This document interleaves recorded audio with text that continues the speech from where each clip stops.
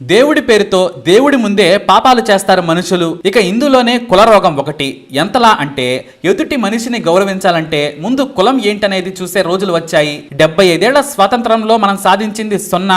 కాలంతో పాటు కొట్టుకుంటూ వచ్చి ఈ మాత్రమైనా ఎదిగాం. మధ్యలో కొంతమంది నేతల ముందు చూపు మనల్ని బయటపడేసింది. కానీ ఈ కులపిచ్చి మత గజ్జితో గోక్కుంటూ ఉంటే మరో 100 ఏళ్లైనా ఇక్కడే ఉంటాం. మనుషుల్లో ఎంత వెధవలు ఉంటారో మనం 3 ఘటనల్లో చూడొచ్చు. గొప్పగా ప్రతి ఇంటి మీద మనం జాతీయ జెండా పెట్టుకుంటున్నాం, కానీ మన మనుషులను మాత్రం కులగజ్జితో నింపి రోగిష్ఠులమయ్యాం. రాజస్థాన్ లో 9 ఏళ్ల దళిత విద్యార్థి దాహం వేస్తే తమ టీచర్ కుండలో నుంచి గ్లాసు ముంచి నీళ్లు తాగినందుకు కసితీరా కొట్టాడు బుద్ధి లేని టీచర్. దళిత విద్యార్థి అని చెబుతున్నందుకు క్షమించాలి, మీకు అర్థం కావాలనే చెబుతున్నాం. ఇలా విద్యార్థులను వేరు చేసి చెబితే కానీ అర్థం కాని స్థితికి మనం దిగజారాం. ఇక లోకం తెలియని ఆ చిన్నారిని చితకబాదాడా అగ్రకులం అనే అహంకారం ఉన్న టీచర్. అసలు వాడికి టీచర్ ఉద్యోగం ఎలా వచ్చిందో దేవుడికే తెలియాలి. అత్యంత హేయంగా పిల్లలంతా ఏడుస్తుంటే కనికరించకుండా సార్ నాకు నొప్పి పెడుతుంది కొట్టొద్దని చేతులు మొక్కి కాళ్లు పట్టుకున్నా ఆ నీచుడు వదలలేదు. చిన్నారి తలను గోడకేసి కొట్టి కర్రతో చావబాదాడు. తోటి ఉపాధ్యాయులు కూడా అడ్డుకోలేదు. ఆ కులం వాడివి, నువ్వు మాకుండా ముట్టుకొని గ్లాసులో నీళ్లు తాగి దాని మీద పెడతావా అంటూ చావబాదాడు.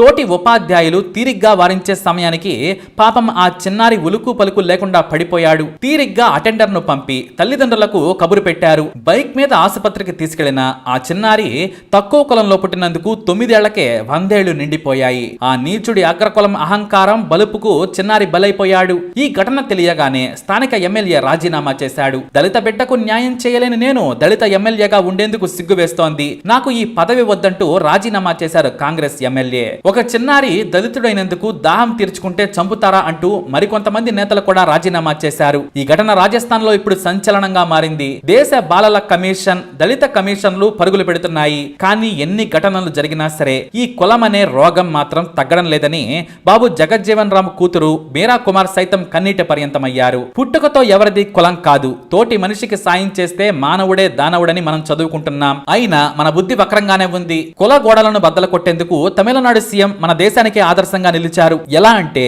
మరో కులగజ్జి ఉన్న గ్రామస్తులు ఓ పాపం చేశారు. పుంచేరి అనే గ్రామంలో స్థలశయన పెరుమాళ్ ఆలయంలో 15 రోజుల పాటు బ్రహ్మోత్సవాలు చేశారు గ్రామస్తులు. ప్రతి రోజు అన్నదాన కార్యక్రమాలు ఏర్పాటు చేశారు. ఇది మంచి విషయమే. కానీ తన 8 ఏళ్ల కొడుకుతో అన్నం పెట్టమని ఒక వరుసలో చివరన కూర్చొందో మహిళ, ఆమె పేరు అశ్విని. ఆ మహిళకు ఆమె కొడుక్కి తప్ప అందరికీ విస్తరవేశారు. కాసంత అన్నం పెట్టమని గుడిలో పూజారిని గ్రామ పెద్దలను అడిగితే నీదేం కులం, నీకు మా గుడి దగ్గరకు వచ్చి అన్నం అడిగే ధైర్యం ఉందా, చివరకు మిగిలింది పెడతారు, బయటకు వెళ్ళమన్నారు. గొప్పగా పూజలు చేసి దేవుడికే ఊపిరాడని విధంగా అగరొత్తులు వెలిగించారు గ్రామ ప్రజలు. కానీ ఆకలి వేస్తే బంతిలో కూర్చున్నందుకు అశ్వినికి ఆమె 8 ఏళ్ల కొడుకుకి కాసింత అన్నం పెట్టమంటే పెట్టలేదు. పైగా దేవుడికి వారోత్సవాలు చేస్తున్నారు ఈ మూర్ఖపు మనుషులు. ఆకలి అవుతుందని చేయి చాచి అడిగితే కాసింత అన్నం పెట్టని వారిని అది ఆ గుడిలో ఆ దేవుడు క్షమిస్తాడా?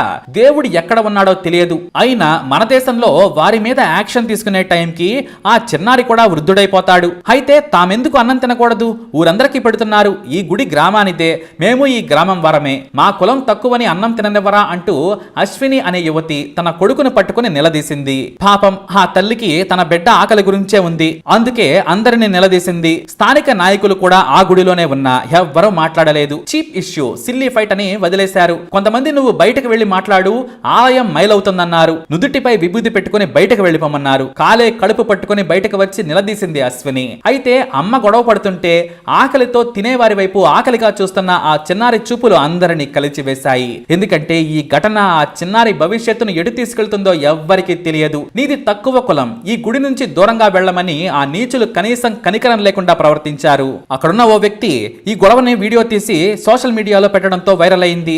ఆకలన్న వారికి అన్నం పెట్టని మీ పూజలు ప్రార్థనలు ఎవరి కోసం, మీరు ఏ దేవుడికి పూజలు చేశారో ఆ దేవుడు కూడా క్షమించడంటూ ఫైర్ అయ్యారు నెటిజన్లు. అశ్వినిని భోజనం చెయ్యనివ్వకపోవడానికి గల కారణం ఆమెది నారీ కురువర్ కులం. వీళ్ళు పూసలు దండలు అమ్ముకుని బ్రతుకుతారు. వీరిది ఎంబీసీ అంటే మోస్ట్ బ్యాక్వర్డ్ క్యాస్ట్. ఇటు ఎస్సీలు కాక ఎస్టీలు కాక వారి కమ్యూనిటీ ప్రభుత్వ పథకాలు అందక వెనుకబడిపోయింది. వీరిని అంటరాని వారిగా చూస్తారు మూర్ఖపు జనం. మనమంతా మనుషులమనే కామన్ సెన్స్ కూడా వదిలేస్తారు. ఇక ఆ గుడిలో జరిగిన ఈ ఘటన తమిళనాడులో వైరల్ గా మారింది. విషయం సీరియస్నెస్ ను గమనించిన చెంగల్పట్టు జిల్లా నేతలు ప్రభుత్వం దృష్టికి తీసుకెళ్లారు. వెంటనే ఎండోన్మెంట్ మినిస్టర్ శేఖర్ బాబు ఆ మహిళను కలిసి క్షమించాలని కోరారు. మీకేం కావాలో చెప్పమని కోరగా ముఖ్యమంత్రిని కలవాలని చెప్పింది ఆమె. తమకు కొన్ని సమస్యలున్నాయి, సీఎం ను కలుస్తామని అని చెప్పడంతో ఆయన స్వయంగా చెన్నై తీసుకెళ్తామని చెప్పారు. కానీ ఈ విషయం విన్న స్టాలిన్ మాత్రం వారు కాదు, నేనే వారి దగ్గరకు వస్తున్నానని చెప్పారు. అనుకున్నదే తడవగా వెంటనే పొంచేరి గ్రామానికి స్టాలిన్ వెళ్లారు. గ్రామంలోకి ముఖ్యమంత్రి రాగానే అశ్వినిని పలకరించారు. నీ గౌరవం ఎక్కడ పోయిందని నువ్వు బాధపడ్డావో, నీ ఆత్మ గౌరవం ఎక్కడ దెబ్బతిన్నదో అక్కడే నీకు గౌరవం కల్పిస్తానని చెప్పారు స్టాలిన్. అంతేకాదు, మీ ఇంటికి నన్ను తీసుకెళ్లవా అని అడిగారు. రండి సార్ అంటూ ఆమె తన ఇంటికి తీసుకెళ్లింది. అక్కడి నుండి ప్రతి దళిత ఇంటికి వెళ్లి కూర్చొని వారింట్లో మంచినీరు తాగి మనమంతా ఒకటేనని చెప్పారు స్టాలిన్. వారి ఇంట్లో కూర్చొని సమస్యలు తెలుసుకున్నారు. మీకు అవమానం జరిగిన చోటే మీ ఆత్మ గౌరవం కల్పిస్తానని చెప్పిన ఆయన భోజనానికి స్వయంగా గుడిలోకి తీసుకెళ్లారు. తన పక్కనే అశ్వినిని తనతో పాటు అన్నం తిననివ్వలేదని కన్నీళ్లు పెట్టుకున్న భవానీ అనే యువతితో కలిసి భోజనం చేశారు స్టాలిన్. మనం మనుషులం, మనం పెట్టుకున్న కులాల పేరుతో కడు పేదలకు అన్నం పెట్టకపోవడాన్ని ఆయన ఆక్షేపించారు. ఆకలి కడుపును ఏడిపించొద్దన్నారు సీఎం. అశ్విని బిడ్డకు మంచి భవిష్యత్తు కలగాలని దీవించిన స్టాలిన్ వెంటనే వారికి భూమి పట్టాలు, కొత్త ఇళ్లు, రేషన్ కార్డులు, వృద్ధాప్య పెన్షన్లను అక్కడికక్కడే మంజూరు చేశారు. వారందరితో చేయి కలిపి మీరు అంటరాని వారి కాదని, మనవాళ్లు, మన మనుషులమని వారితో భోజనం చేసే ఫోటో దిగి వారి మొహాల్లో సంతోషాన్ని నింపారు సీఎం. ముఖ్యమంత్రి రాకతో వారంతా ఎంతో సంతోషించారు. ఇన్నేళ్ల మా జీవితంలో మాకు ఇప్పుడు వెలుగు వచ్చింది. మాతో పాటు ముఖ్యమంత్రి భోజనం చేశారు. ఎవరు ఏమన్నా మేం పట్టించుకోం. ఈ కులం వాళ్ళంతా సీఎం కంటే గొప్పవారు కాదు. మా బ్రతుకులు కూడా బాగు చేశారని కన్నీళ్లతో సంతోషం వెలుబుచ్చారు. ముఖ్యమంత్రి ఇలా ఉండాలని తమిళనాడు మొత్తం జేజేలు పలికింది. నిజంగా సెల్యూట్ టు స్టాలిన్. ఇక మన రెండు రాష్ట్రాల సీఎంలు మంచి పనులు చేస్తున్నారు. వారు చేసే మంచిని పొగడాలి, చెడులను విమర్శించాలి. అయితే ప్రతిరోజు జనంలోకి రావాలి. ఎన్ని సమస్యలు బయట కనిపించినా జనం సొమ్ముతో ఉన్న కోటలను దాటి రావడం లేదనే విమర్శలు వస్తున్నాయి. ఈ పరిస్థితి మారాలి. జనం సమస్యలను తీర్చేందుకు వారి దగ్గరకు వెళ్ళాలి. మీ దగ్గరకు పేదలు, ఆపదలో ఉన్నవారు రావాలని కోరుకోవద్దు. వారిచ్చిన పదవులను మీరు అనుభవిస్తున్నారు, కానీ దానిని అవకాశంగా మార్చుకొని సేవ చేయాలని కోరుతున్నారు జనం. స్టాలిన్ ను చూసి నేర్చుకోవాలంటున్నారు నెటిజన్లు. ఏ సీఎం అయినా కులాల గోడలను బద్దల కొట్టాలి. కానీ మన రెండు రాష్ట్రాల్లో అధికార ప్రతిపక్ష పార్టీల రాజకీయాలన్నీ కూడా రెడ్డి, కాపు, కమ్మ, వెలమ కులాల చుట్టూనే తిరుగుతున్నాయి. పదవులు వారికే. ప్రభుత్వం ఎవరిదైనా సరే మనం మాత్రం మారడం లేదు. మనం అభివృద్ధి వైపేమో కానీ కుల గజ్జలో మాత్రం నాసా టెలిస్కోప్ కు అందనంత దూరంలోని కృష్ణ బిలాల్లోకి జారిపోయాం. ఇది మనకు సిగ్గుచేటు. 75 ఏళ్ల స్వతంత్రం తర్వాతైనా మారుదాం. మానవత్వాన్ని పంచుదాం. గాంధీ, నెహ్రూ, పటేల్, సుభాష్ చంద్రబోస్, లాల్ బహదూర్ శాస్త్రి, భగత్ సింగులు కోరుకుంటున్న భారతం ఇదే కదా. అంబేద్కర్ రాసిన రాజ్యాంగం కూడా అదే కదా.